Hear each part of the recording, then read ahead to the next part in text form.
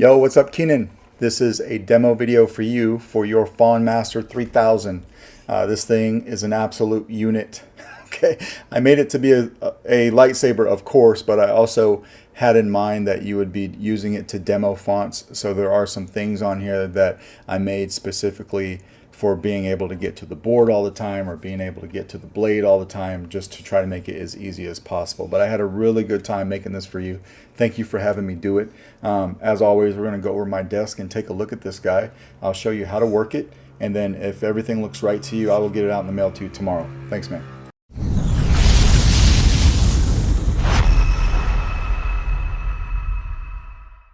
All right, thank you for your patience, Keenan.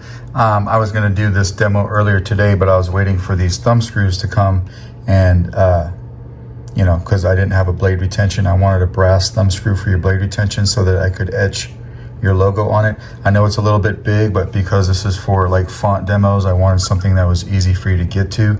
If you want to, if we want to exchange that for something smaller down the road, I couldn't find anything smaller. If you happen to find one, let me know. Send it my way. I'll etch that on there again and send it back to you. All right. But there it is. It is the Fondmaster 3000. Thank you very much for having me do this for you. It was a hell of a project. I know that these don't come cheap, and you were really cool. You just said go to town on it, and you really didn't have any expectations that you put forth to me, so I was able to just do whatever I wanted. Of course, I did put Fondmaster 3000. I mean, you've seen pictures of this all along the way. I try to keep you up to speed, but we're going to go over everything in the demo. So I did etch this with this type of a pattern, and then put the Fondmaster 3000 that is aligned right here with this piece. This has a 4-pixel accent strip underneath it. I opted not to mill this flat. I was going to do that, but then I opted not to. I did put 3 separate pieces of brass mesh right behind that. Then I put 1 layer of diffusion. Excuse my fingers, I've been in the shop all day. 1 layer of diffusion, and then a 4-pixel accent strip right behind that. All right, it's a 2-button setup, so your power's up here, your auxiliary's back here. Don't be afraid to hit this power, and I'll show you that here in a second. I was going to come over here and mill these slots underneath these windows and put some brass bars, but I thought that would be a little bit too much brass, because I did knock down this Canon Y piece down to the brass. We've got a brass neck, we've got some brass mesh, we got a brass clamp card, and I put this little brass inlay inside of your emitter as well. All right, brass thumb screw. I thought maybe that might just be a little too much, because it would make the entire top brass, and I wanted to keep like some aluminum or some silver and brass going back and forth, if that makes sense. All right, but I did want to do something with this little window right here, so I drilled a hole through there. I put this little red LED right here. All right, coming over to, or sorry, you got a stock, or not a stock, this is a Sabers lit PCB in there. All right, coming over here, take this off to get to your chassis.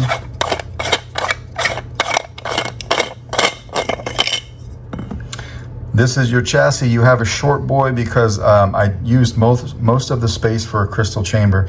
This is a crystal chamber that I originally designed for my Fallout flagship Saber. I gave this model over to Cal over at Sabers so that he could use it to dial in his brass printing. So he printed, I don't know, 5 or 6 of these, but he was gracious enough to send me a few of them, and I wanted to incorporate that into this. All right, so I thought that looked a lot cooler than being out there and machining one. I did use a resin crystal. This resin crystal was designed by our boy Tim over at Tirfon Orbital. Of course, everything is weathered, all right, but it gives it some nice depth.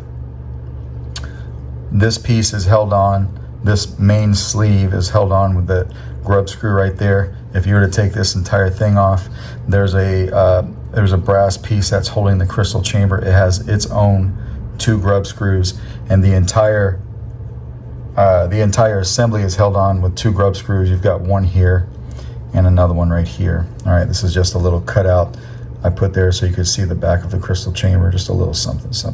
All right.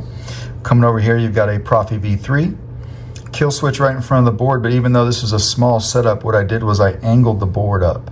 All right, so even though the kill switch is right in front of the board, it doesn't get in the way of the SD card. You can take a pair of tweezers and you can pull that right out. If you need to, you can also take the board and pop it up like this. It is just a press fit into here. It is not glued down. All right. You've got that 33 millimeter stock speaker that you provided me, so I did incorporate that into the chassis, of course. This does take an 18350 battery. You can pop this out like this. So a removable battery system, spring side for the negative side of your battery. I'm going to leave this battery in the Saber because I know it's a little bit of an oddball and you might not have one, so I'm going to leave that in the Saber. All right. This is running your dissonance font. So if you want to keep the font, let me know. I'll charge you for the font. Make sure the font maker is paid. All right. Coming over here, we're going to flip this. This is where you can see your red LED in your crystal chamber, as well as your LED strip. You've got kind of a kit scanner going on in your LED strip. Your crystal is pulsing. This is basically the red LED sequence from the Luke cave scene. That's what I did for this guy. All right, we'll come over here and hit power. This goes to matching the blade, and on this particular font, I gave you a blue unstable blade. This just ramps up.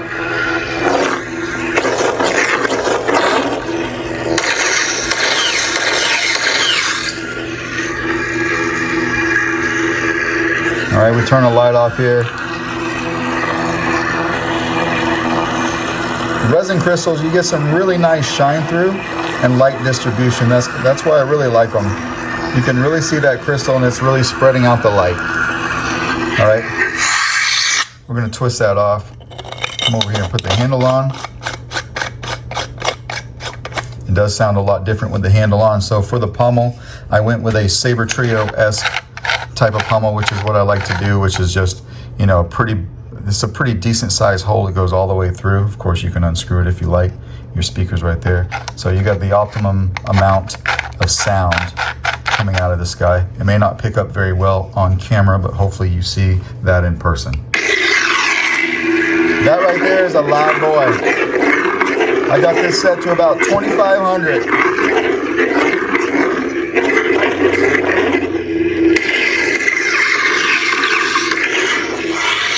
Let's put a blade in this guy. There is a copy of the config file on the SD card, although I'm going to send you a copy so that you can start playing around with it now if you like.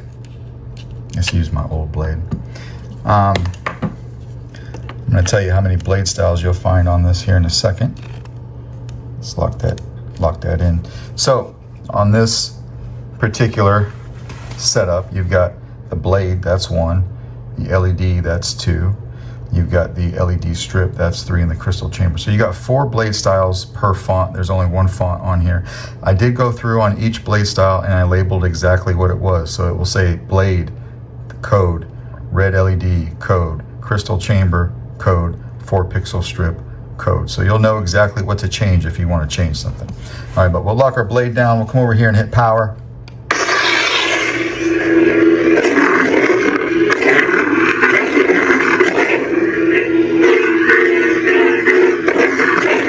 Blaster bolt deflect.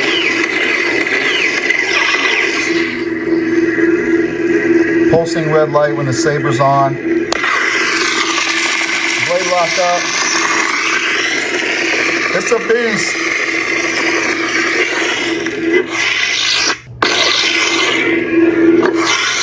When you hit that power, you want to do it right where about that last rib is on the clamp card. You want to hit it up here. Don't try to hit it down here. Like that, all right? And the auxiliary switch is all the way back here.